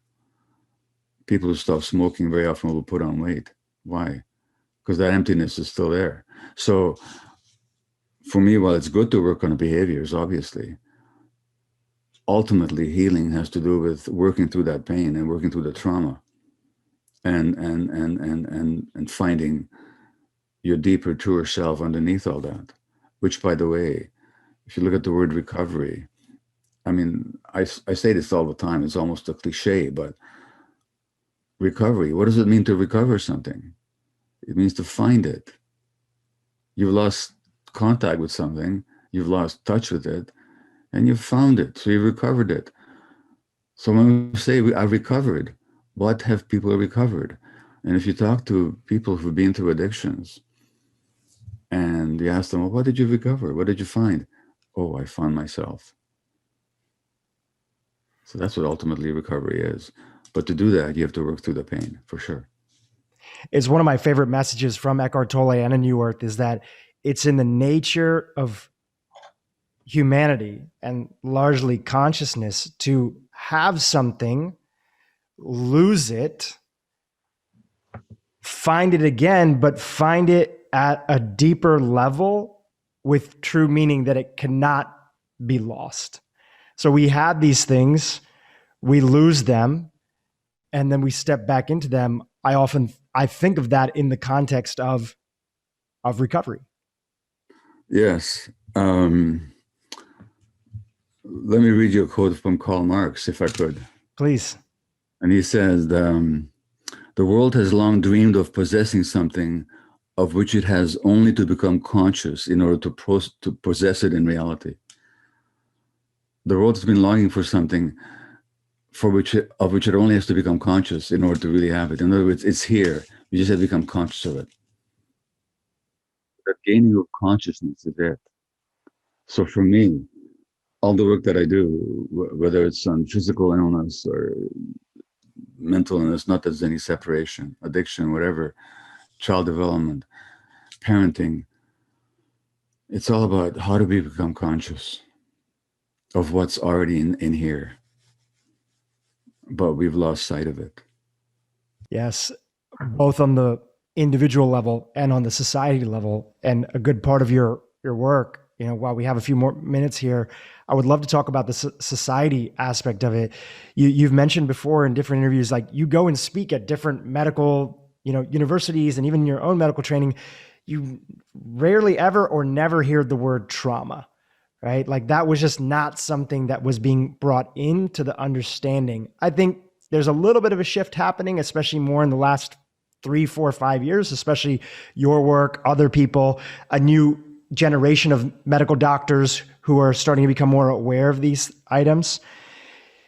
With society being in this place that it is, of a version of sickness, right? It's a version of sickness that's there. What do you see zooming out as the pathways to that recovery on a societal level? Is it going to happen through the medical system? Is it through individual? I would love to just get your perspective on it. Yeah. Well, I'm just writing a new book. I'm just rewriting it. It'll be published in 2022. The title is The Myth of Normal, Illness and Health in an Insane Culture. Hmm. In fact, once it comes out, I'd love to come back and talk to you about it. I would love to have you on. Yeah. But it's all about how illness in this society, physical or mental, they're not abnormalities. They're normal responses to an abnormal culture. This culture is abnormal when it comes to real human needs. And it's in the nature of the system to be abnormal, because if we had a society geared to meet human needs, would we be destroying the earth through climate change? Would we be putting extra burden on certain minority people?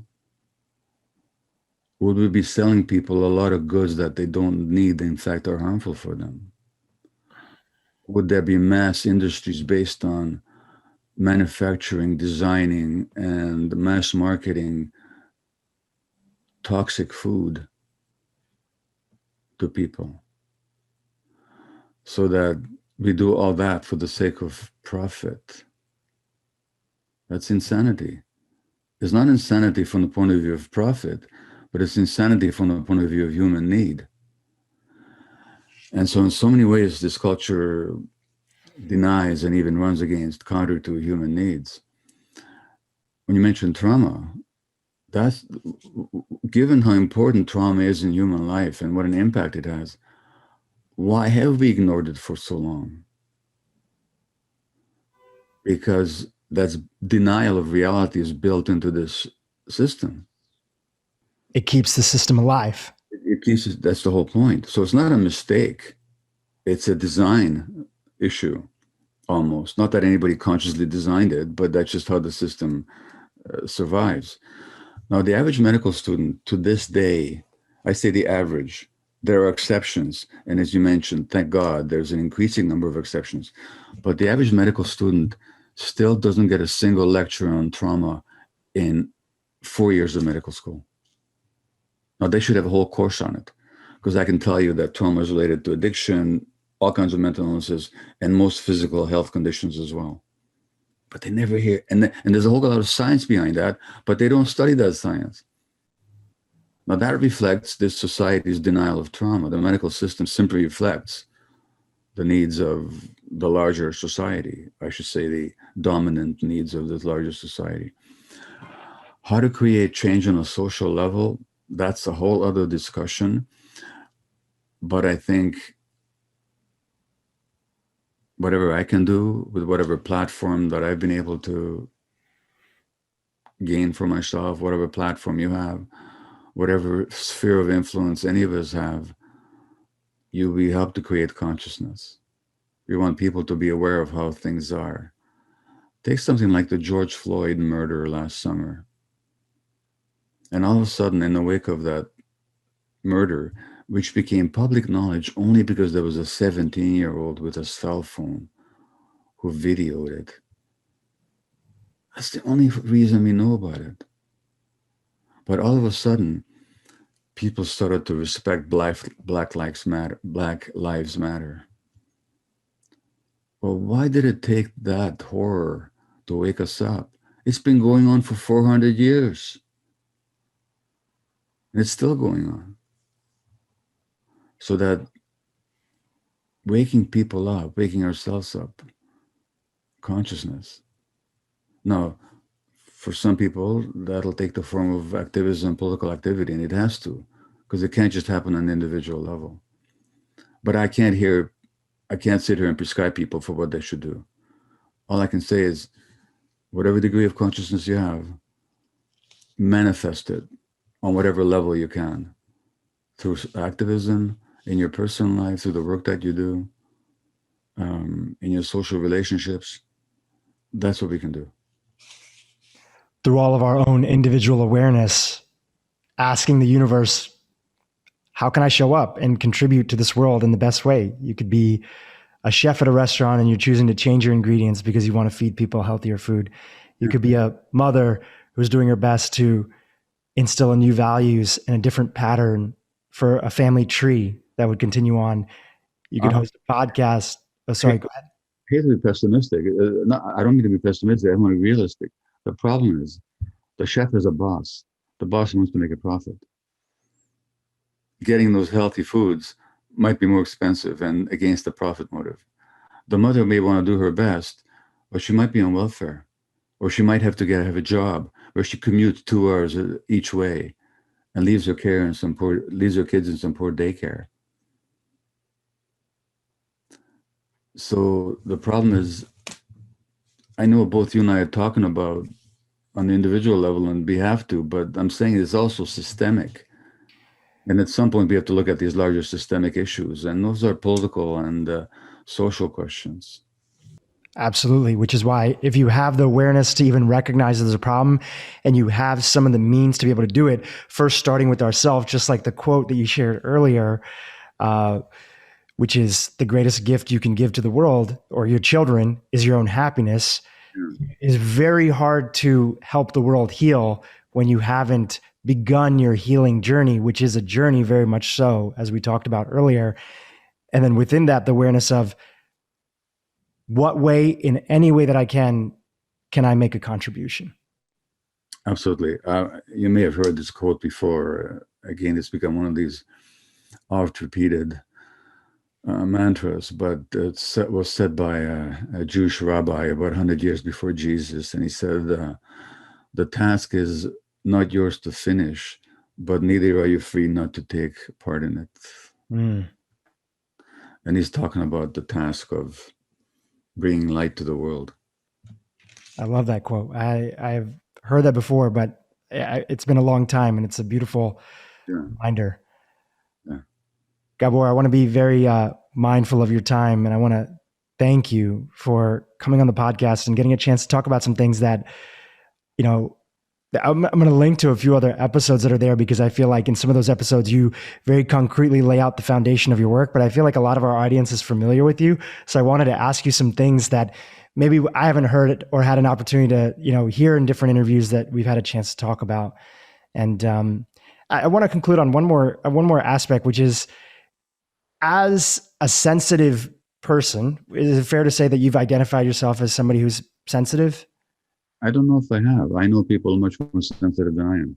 Okay, got it. Go on. Yeah. So I know there's a book that has been a big impact in your life, and it's the book by I'm blanking on the name. I'm getting it here. Alice Miller, The Drama of the Gifted Child. Yeah. And inside of there, she talks about the sensitive child, the gifted child, right? Yeah.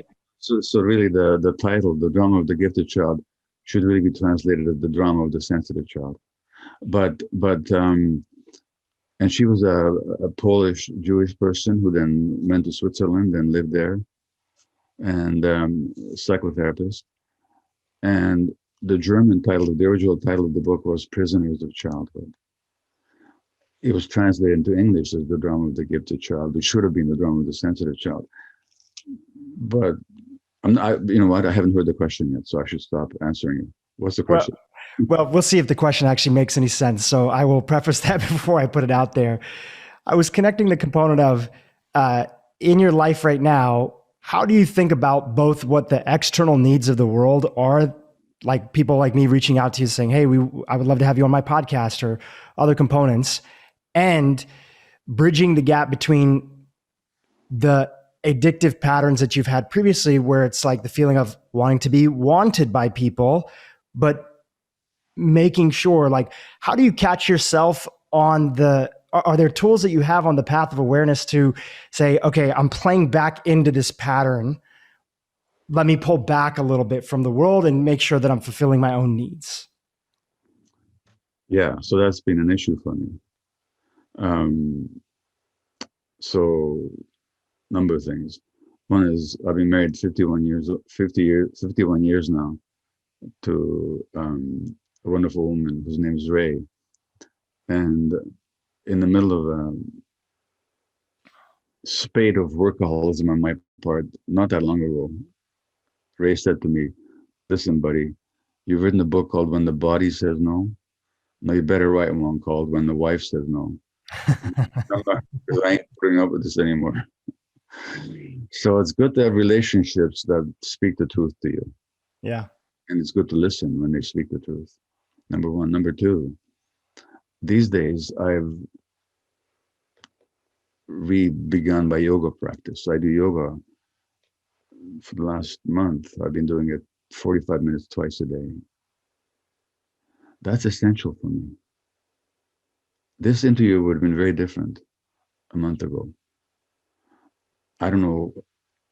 It's for you and your listeners to gauge what authenticity or energy or whatever there's there. But internally, to me, I feel less driven and more at peace than when I don't do the yoga.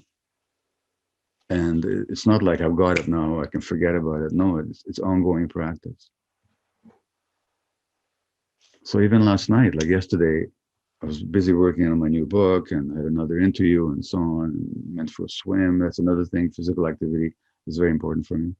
And almost every day, I bicycle, I get on my elliptical machine, I go swimming, but something. But, but even last night, because I didn't get to do my yoga during the day, so last night, 10 o'clock, I did two 45-minute sessions. That's just a commitment. And I have to say, I'm rather proud of myself because it's not something I would have done always. But I'm telling you, if I don't look after myself that way, if I don't, you'll find me a different person. I might have all the same ideas,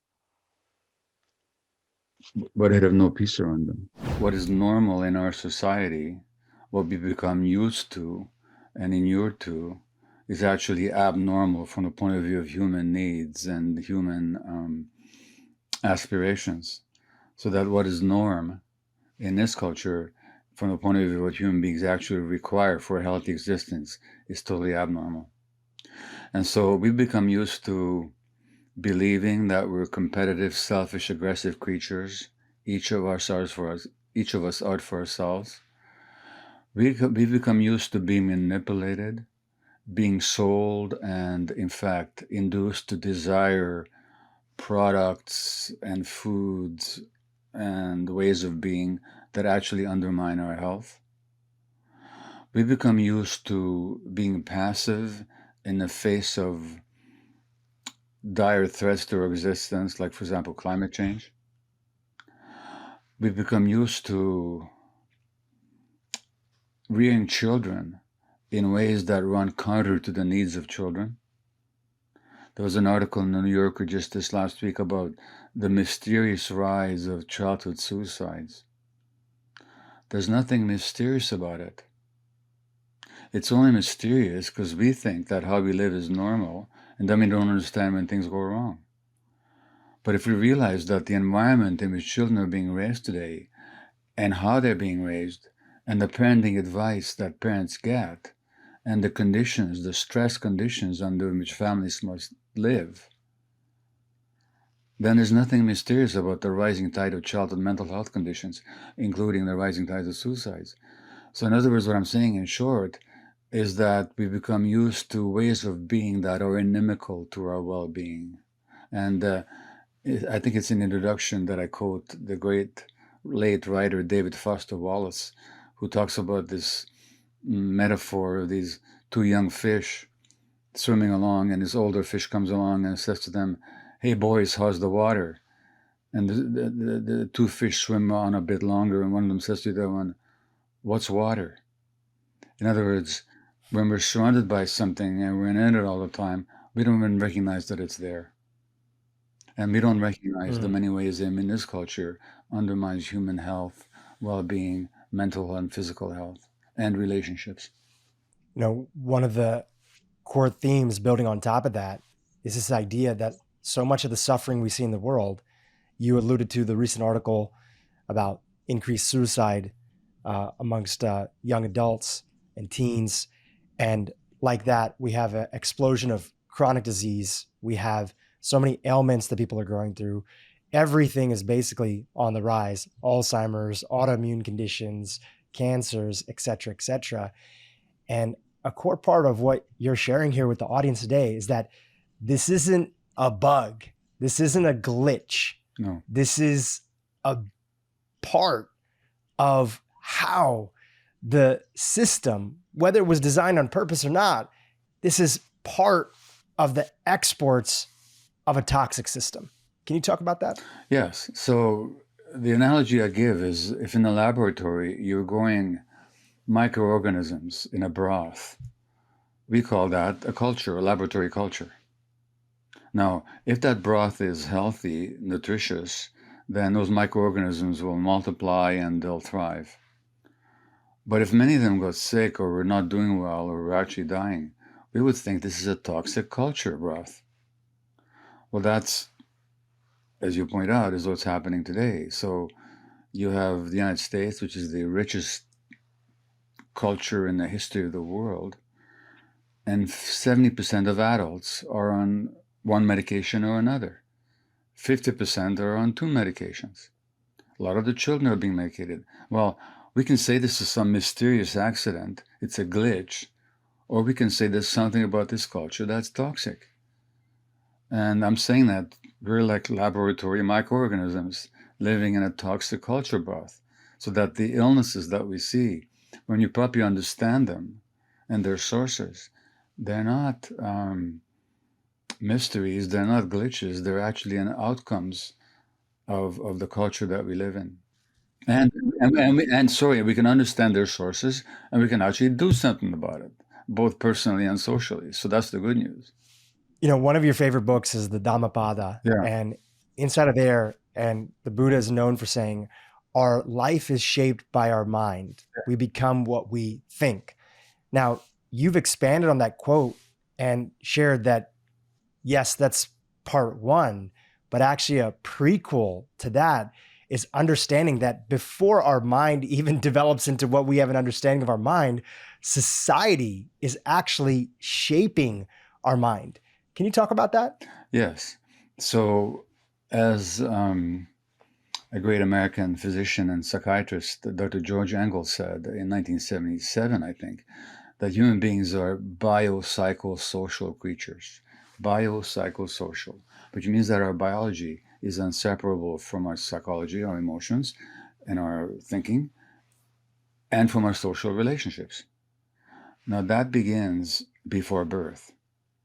So, already the emotional states of the mother during pregnancy are affecting the physiology and brain development of the fetus. So, when mothers are stressed, fetuses are stressed. And when fetuses and embryo are stressed, even decades later, you can see the impacts of that stress in how they respond to stress as adults. So this process begins very, very early, and even in the womb. And this has been documented meticulously. Then there's the birth experience. Now, what I'm saying, which itself can be either supportive or traumatizing. Because we've medicalized birth, and to give modern obstetrics its due, yes, it's very important. It saves lives and the lives of children and the lives of mothers. But it's become so interfering and disrespectful of natural processes that a lot of children born in ways that actually are traumatic for them. High rate of cesarean section, instrumentation, noises, interference. When that's necessary, it can be life-saving. When it's not necessary, which it often it isn't, as a physician, I've seen that often, it becomes life-blighting. It hurts life. And then how we raise children. Let me give you an example. A lot of parents these days are taught to sleep train their children. Now, sleep training a child, an infant, means not to pick them up when they're crying. No. As we evolved as human beings over millions of years and hundreds of thousands of years, that was never the practice. Hunter-gatherer groups, when a kid cries, they pick them up. In fact, you know what? They never even put them down. They carry the kids everywhere they go. A mother cat, a mother orangutan will never ignore a baby that's crying. But we are told by sleep experts not to pick up the baby. The baby's crying because they need to be held. That's a physiological need of the child. The baby's brain needs to be held. The baby's emotional system and nervous system needs that holding. When we ignore that, we're actually hurting the child. And that's just the beginning. So a lot of parents get parenting advice that tries to make the parents' life a bit easier in this modern crazy world where parents are not getting proper support. So there's a natural desire for the kid to sleep through the night so the parent can sleep through the night. But from the child's needs point of view, those needs are being trampled on. That affects the child's brain development. That gives the child the message that his emotions, her emotions, their emotions don't matter, that they don't matter. And that's just the beginning. And so in Aboriginal societies, when you study them, you see that babies are breastfed till about 3 or 4 years of age. Not exclusively, but the weaning happens around, the average age of weaning is about 4 years. Now in the United States, 25% of women have to go back to work within 2 weeks of giving birth, which from the physiological, evolutionary point of view amounts to an abandonment of the child. The mother's not doing this deliberately. She's doing this because she's economically forced to do so, and there's not enough support to allow her to be with her infant. But what does the infant experience? And so infants in this society experience abandonment by parents who are actually doing their best and who love them, but where the culture doesn't support the parenting. And I could go on and on and on. And I'm only talked about pregnancy so far in the first months of life. And then this kind of culture that ignores the child's needs then continue. And then what we do? Then we have companies that figure out how to appeal to young children's addictive circuits by getting them hooked on machines. So we're getting our infants and our young children addicted to technology, which displaces human relationships. And those human relationships are essential for healthy brain development and psychological development. And that affects the brain. We know this from studies, that the more children spend on the devices, the less their brain circuits work. So then we wonder why there are so many problems. So, so far, Drew, I've only scratched the surface. Well, we'll continue to go deeper as you have in your book. And I think one place for us to open that up in, I'm jumping ahead a little bit, but a core theme that I've picked up inside of the book and your writings is this idea of the crisis of separation that we're living in. And can you talk about that crisis and how it's been a key part of what has created this toxic culture that we're living in today? Yes. So again, we have to understand human beings are very adaptable. We can adapt to more environments than any other mammal. We can live near the North Pole. We can live near the equator. We're very adaptable. We're also adaptable emotionally, that we can survive in many environments. But that doesn't mean that we'll do our best in all the environments. So if you look at how did human beings evolve, we evolved in small band hunter-gatherer groups. So if our species, Homo sapiens sapiens, has been around for, say, 150, 200,000 years, and if that can be represented in 1 hour, then until 5 minutes ago, we lived in small band hunter-gatherer groups, which means we had a close-knit community connected to other people, where people knew each other, supported each other. They all parented the kids together, so children had many adults parenting them, where everybody knew who their cousins and aunts and uncles were, where there was a social unity. Until very recently. So now we have a society under globalized capitalism where the extended family to a large extent has been eroded. for a lot of people, where communities are no longer communities, but people live in isolated homes. They commute long distances to work. They don't see the children their whole day. There's an epidemic of loneliness. So between, I think it was the 1990s to the 2010s or something like that, I'll have to look up the statistic, but the number of Americans who said they were lonely doubled from 20 to 40%. In Britain, they have appointed a minister of loneliness. That's how bad the problem is. Now, because we're biopsychosocial creatures, and we need other people to connect with for our physiological and emotional well-being, loneliness itself is as much of a risk factor for ill health than smoking 15 cigarettes a day. People are lonely, they get sick faster, and they die quicker of their diseases. So there's a huge problem with loneliness these days, and this has been documented for decades now by the book Bowling Alone, for example, and Vivek Murthy's recent book on loneliness. He's the American Surgeon General. But that loneliness has got major mental and physical health implications.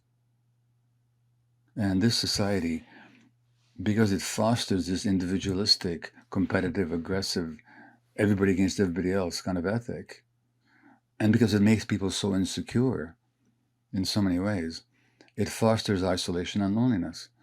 And that has significant health implications. When you walk through your layout in the book of what a toxic culture is and how we've gotten so used to it, and we even think that it's normal, Yeah. There are going to be individuals that are only listening to the first part of this conversation that have not had a chance to go deeper or yet read the book, that are asking themselves, well, aren't we living in the safest, most progressive time? People are living longer. There's less extreme poverty. Less people have, more people have access to clean water compared to like a decade ago.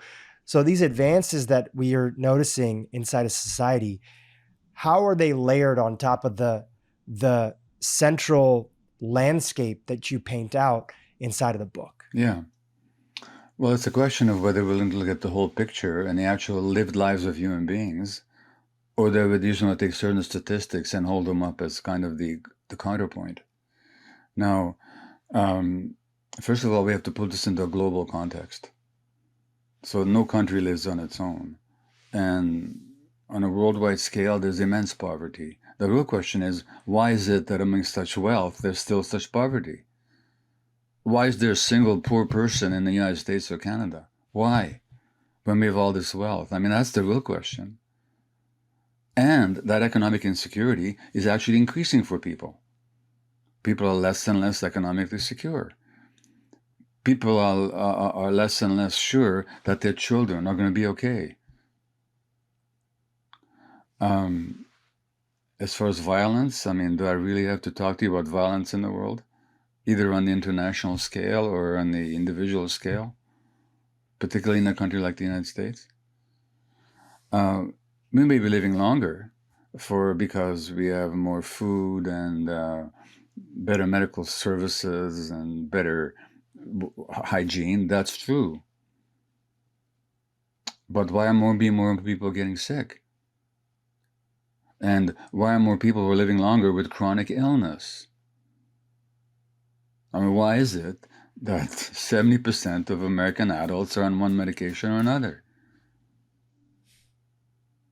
So, to me, this argument about how things are better than ever, it's pure pie in the sky.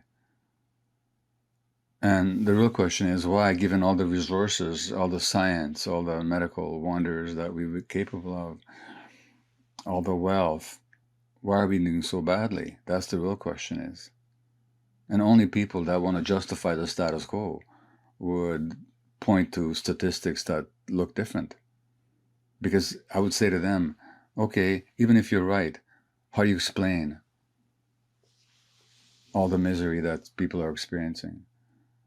How do you explain the fact that the United States, the wealthiest country in the world, had the highest rates of COVID deaths? I mean, something was driving that. And I'm not being anti-American here. I'm just stating a statistical fact. So to me, that argument doesn't cut much water. And surely the task of intellectuals, and there's certain intellectuals, I could name them, have made a career out of they write best-selling books on how everything is just fine and things have never been better. Well, that's not the job of an intellectual. The job of an intellectual is to question what the heck is going on, and to try to understand the sources of our difficulties, not to keep telling ourselves that we're doing better. So what if we're doing better than people 10,000 years ago? By the way, I'm not sure that we are, but so far if we're doing better than people 100 years ago, so what? The real question is, given all that's available to us, all that we know, and all our resources, why are we doing so poorly? And why are there more illnesses than ever used to be? And by the way, this isn't only true amongst old people, it's also true amongst young people. You know, when a patient comes into a doctor's office, the first hope, really, and obviously we live in a little bit of a crazy situation when it comes to how we treat health. We're going to get into that in a little bit. Yeah. Is that before the physician can decide what to do, there really must be a deep understanding of the problem. Yeah. And the first section of your book is exactly that. It's taking people through this deep understanding because we've gotten so normalized. We don't even know. We're the fish that don't realize that we're in the water, but we don't even know what water is. What are some of the top things that you think that society is not understanding that are deep contributors to the problem that we're in today? So we talked about separation. Yeah. When you mentioned separation, something occurred to me. So one of the things that Western medicine does, it separates mind from the body. So my previous books have been published in 30 languages now. And so I travel all over the world, give a lot of talks, and I ask people a simple question. Have you in the last 5 years been to a respirologist, a rheumatologist, a gastroenterologist, a neurologist, cardiologist? A lot of people will put their hands up. And then I'll say, did anybody ask you about childhood trauma? For your multiple sclerosis or rheumatoid arthritis or colitis or Crohn's disease or fibromyalgia or chronic fatigue or whatever you got, chronic asthma. Did they ask you about childhood trauma? Did they ask you about stress in your life? Did they ask you about how you feel about yourself as a human being? Did they ask you about your relationship with friends or significant others? Did they ask you about stress at work? At this point, the vast majority of people put their hands down. And yet I say to people, those questions had everything to do why you got sick in the first place. Most chronic illnesses, not all, but most chronic illnesses, whether of mind, so-called mental illnesses, I say so-called for a good reason, which we can talk about, so-called mental illnesses or physical illnesses are connected to chronic stress and in many cases to childhood trauma, properly understood. Now, the average medical student doesn't get a single lecture on trauma. So how would they understand these relationships? Now, let me tell you a fascinating vignette. In 1938, there was a very famous physician at Harvard. His name was Dr. Soma Weiss. He was so famous and so revered that at Harvard every year, they still have a day in his honor, a research day in his honor. He was that revered. And he gave a talk in 1938, I think it was, to a medical school class, which was printed in the Journal of the American Medical Association. And Soma Weiss said in 1938 that emotional and psychological factors have as much to do as physical factors in the onset of most disease, he said, and they have to be at least as an important a part of the treatment. He knew this. This is decades before there was all the research proving how right he was. In 1977, there was an American physician, again, very famous in his time, not so much anymore, called George Engel, who said that human beings are biopsychosocial creatures. In other words, we can't separate the emotions from the physiology, from the social relationships. In other words, these insights have been arrived at time and time again by clinicians and physicians. There's been tens of thousands of research papers in those decades showing the mind-body unity, how emotions and social conditions and relationships affect our physiology. And the average physician never hears a single lecture about any of this. So a lot of doctors begin to figure it out after they go into practice, but they kind of have to do it on their own, like I had to. And then I discovered, oh my God, there's all these other people saying the same thing, and they've even researched it, and here's all the proof. So when you mentioned separation, what occurred to me was that the Western medical ideology separates mind from the body, and it separates the individual from the environment. So that's why you not get these questions asked. You might say, so what? Well, the so what is that if you ask these questions and if people start understanding their own mind-body unity, it means they become much more empowered to heal from their conditions and to live with them and to deal with them in a powerful way. So these aren't just theoretical questions. They're practical ones, but they're never asked, hardly ever asked. So people are left bereft of some essentials of healing because of the medical separation of mind and body and separation of the individual from the social and cultural environment. Now, let me give you a quick example. So telomeres are structures on our chromosomes. They're like the aglets on our shoelaces, like glue that keeps the strands from unraveling. So our chromosomes have these structures called telomeres that keep the chromosomes from unraveling.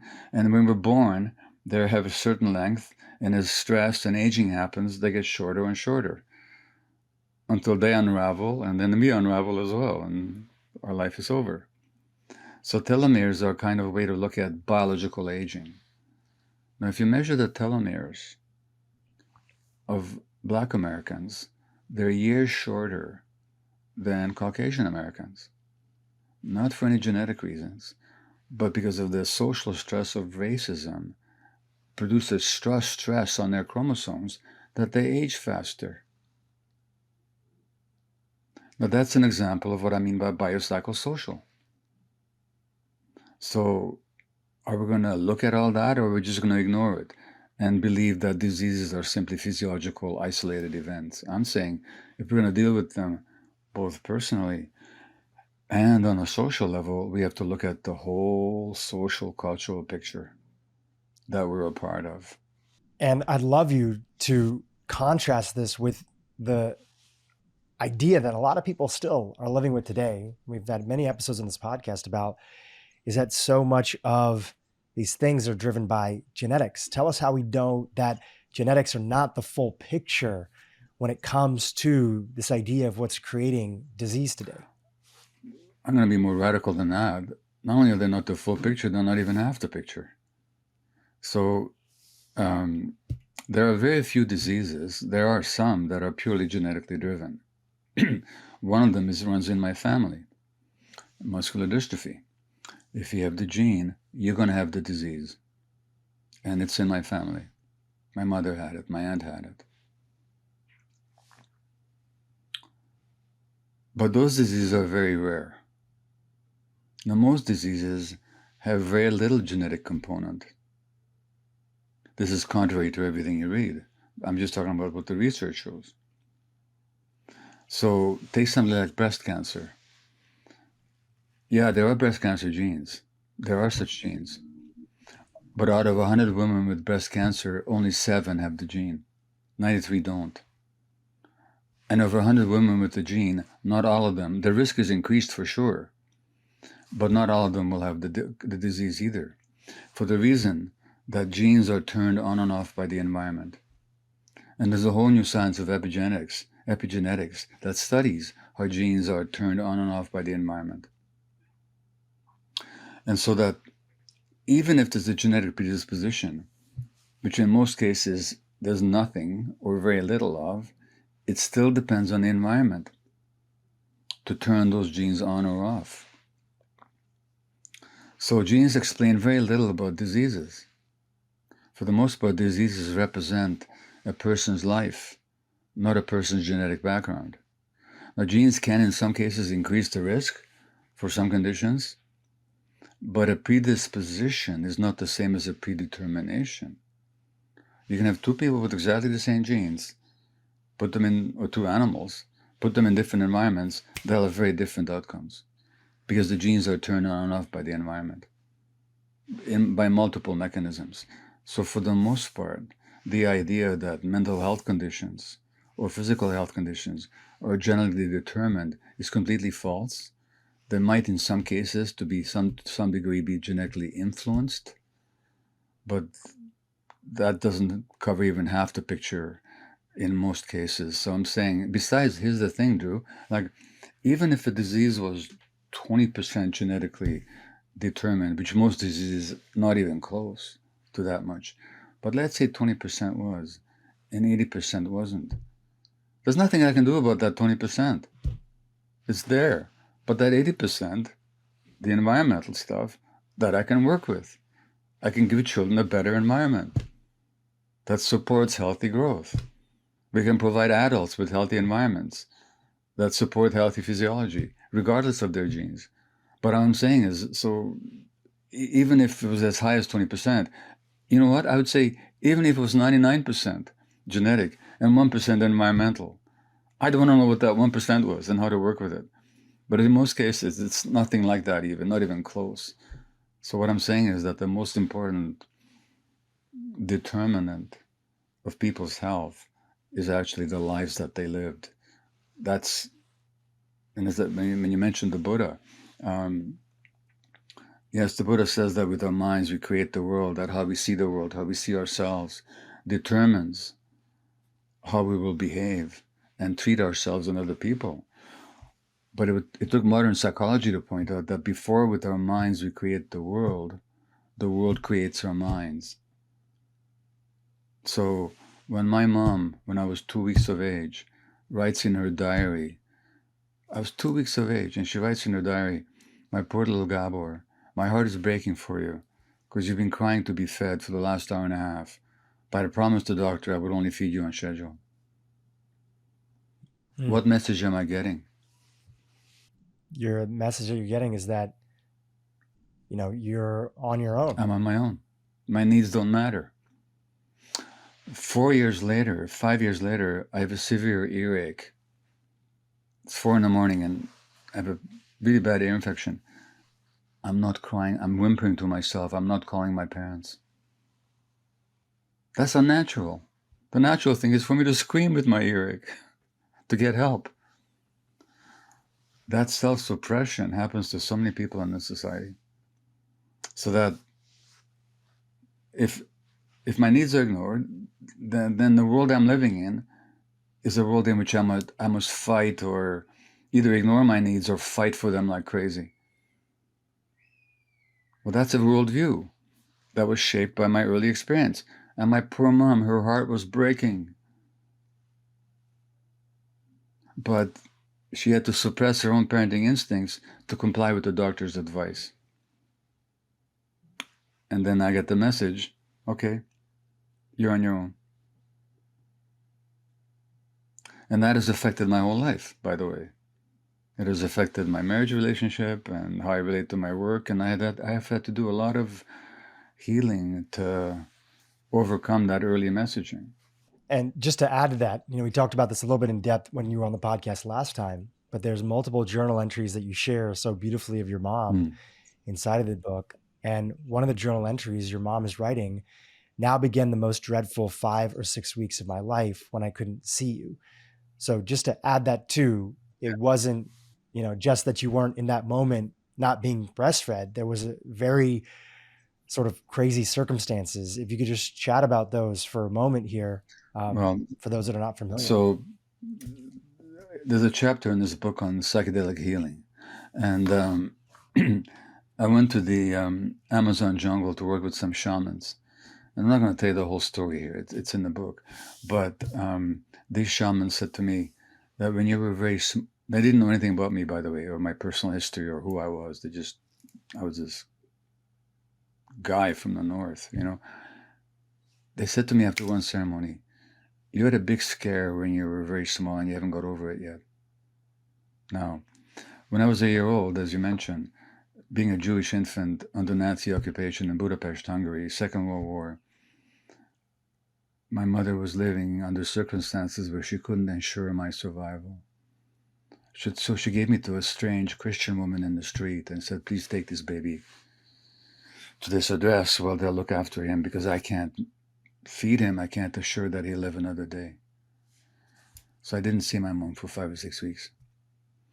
A pediatrician came to see me during that time of separation. And the pediatrician said that she's never seen such terror in the eyes of a human being as she saw in my eyes as a 1-year-old. These shamans, 76 years later, picked up on that fear. That's how deep it went. And that, of course, again, has affected how I've been in work and my relationship and how I parented my children and my mental health, of course. So these early experiences do shape how we see the world, but we're not conscious of them. Then we live out of these early experiences. And by doing so, we create more stress for ourselves. And that stress then acts on our physiology. And then we go to a doctor with an illness, they'll deal with the physical aspects of it, but then not deal with the historical and human aspects of it. Hey YouTube, if you enjoyed what you just saw, keep watching for more great content on how to improve your brain and your life. Craving and desire is the foundation of stress and fear. And people think, well, how could that possibly be? Well, stress and fear comes from adrenaline.